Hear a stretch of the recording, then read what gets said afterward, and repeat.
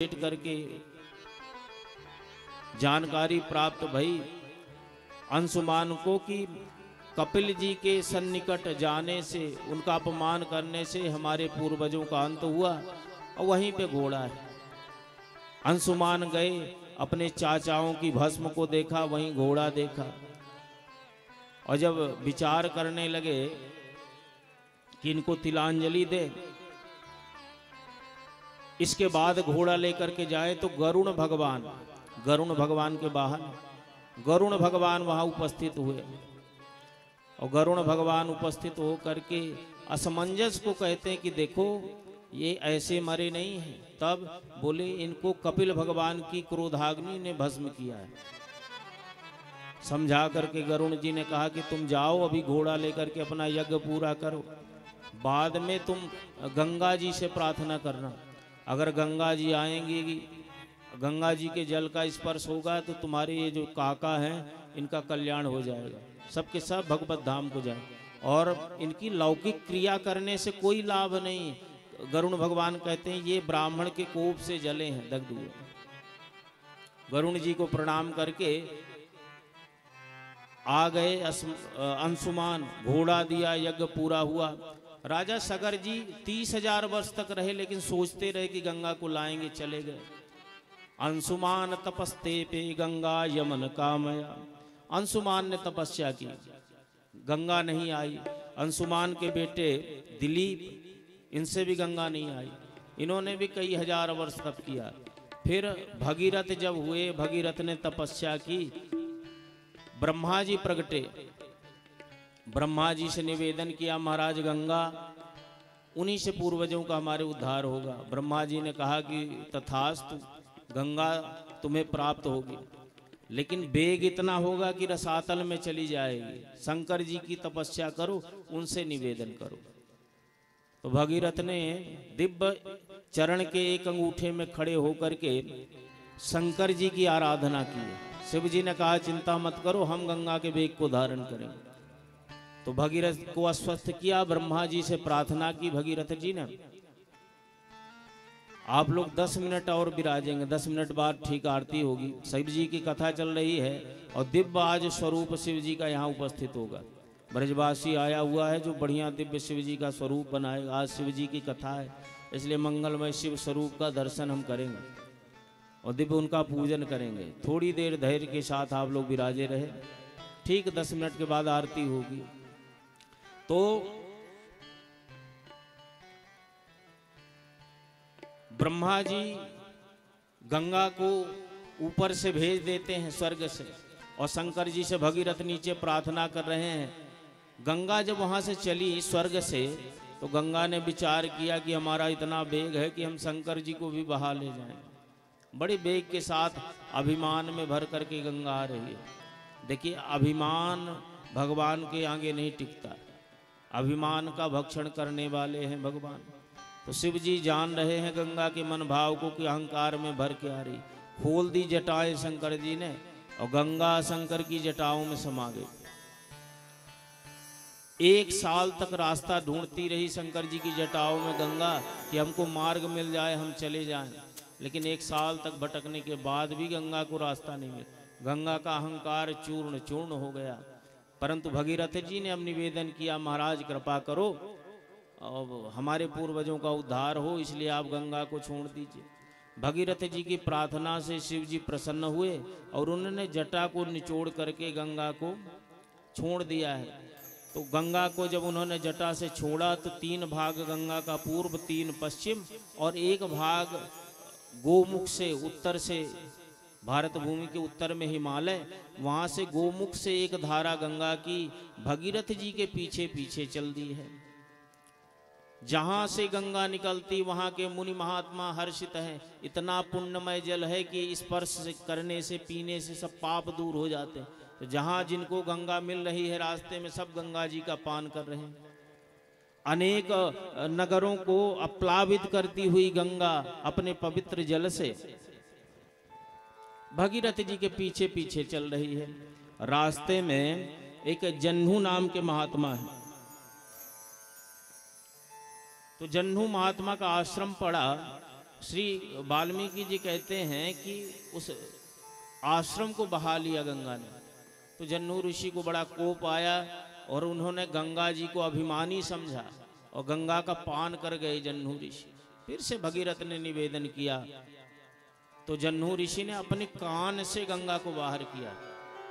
वाल्मीकि रामायण में कान से वर्णन है, कहीं कहीं पर जंघा का भेदन करके जन्नू ऋषि ने गंगा को बाहर किया। पुराणों में ऐसा है कि जंघा से जन्नू ऋषि, पर वाल्मीकि जी कहते अपने कान से गंगा को निकाल दिया है ऋषि ने, इसलिए इनका नाम जानवी पड़ा है।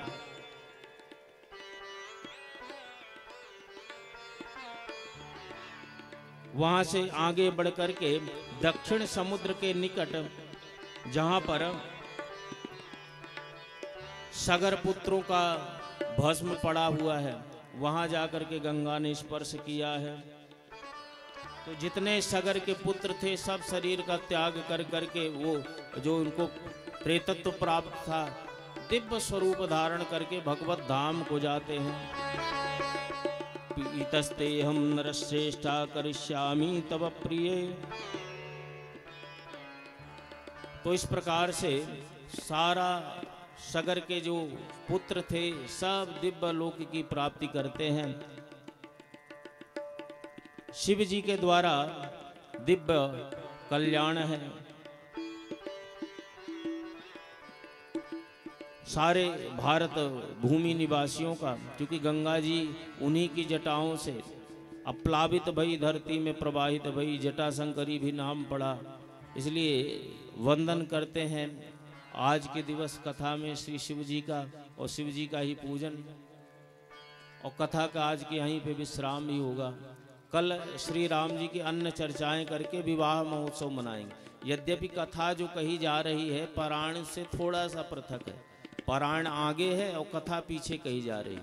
कारण उसका ये है कि जो राम जी का वनवास है और राक्षसों का जो वध है, इसको मारा उसको मारा, उसको संक्षिप्त हम कथा को श्रवण करेंगे। और जो राम जी की दिव्यतम कथाएं हैं जिससे हमें सुख मिले, हमें प्रेम उमड़े राम जी के प्रति, ऐसी कथाओं को कुछ विस्तार से हम श्रवण करेंगे। क्योंकि समय तो 9 दिन का ही है, तो समासव्यास योगता, किसी को समास विधि से और किसी को विस्तारित विधि से हम कथा का श्रवण करेंगे। तो कल भगवान श्री का विवाह दिव्य महोत्सव मनाएंगे और आज सब मिल करके शिव जी का आराधन करें, उनका पूजन करें और इसके पश्चात भगवान श्री की आरती करेंगे।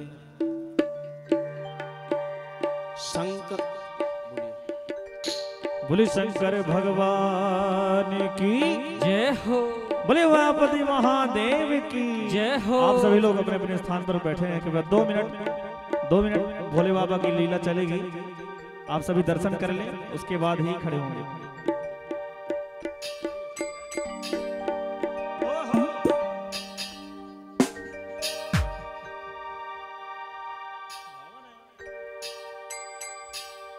हल ओ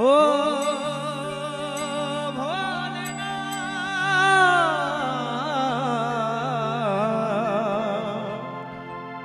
मेरे भोलेनाथ,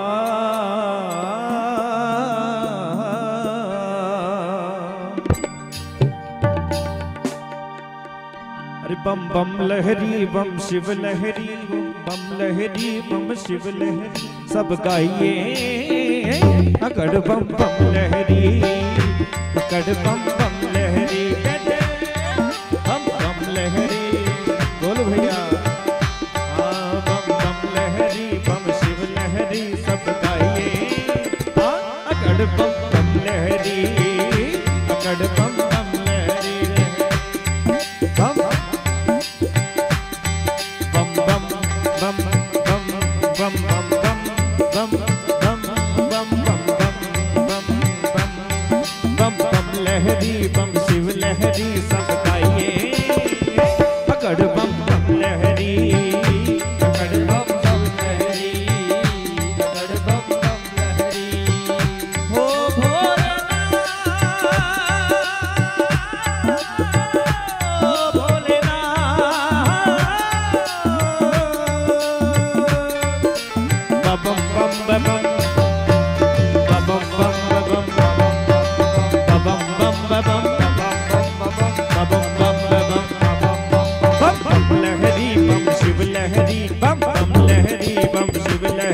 सब गाइए अगड़ बम बम लहरी, अगड़ बम शिव लहरी, अगड़ बम बम लहरी, अगड़ बम शिव लहरी।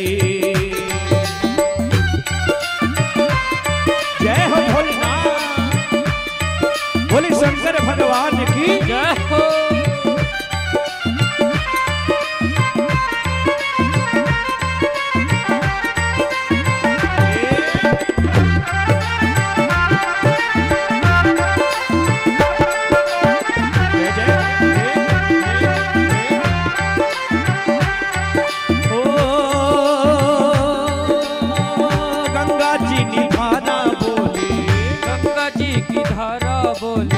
गंगा जी निधाना बोले, गंगा जी की धारा बोले, घटो घट माही बोले, घटो घट माही बोले, गंगा जी निधारा बोले, गंगा जी की धारा बोले, धारा धारा धारा धारा धारा, गंगा जी निधारा बोले, गंगा जी धारा बोले, घटो घट माही बोले, घटो घट माही बोलिया शिव लहरी रे ओ बाबा शिव लहरी।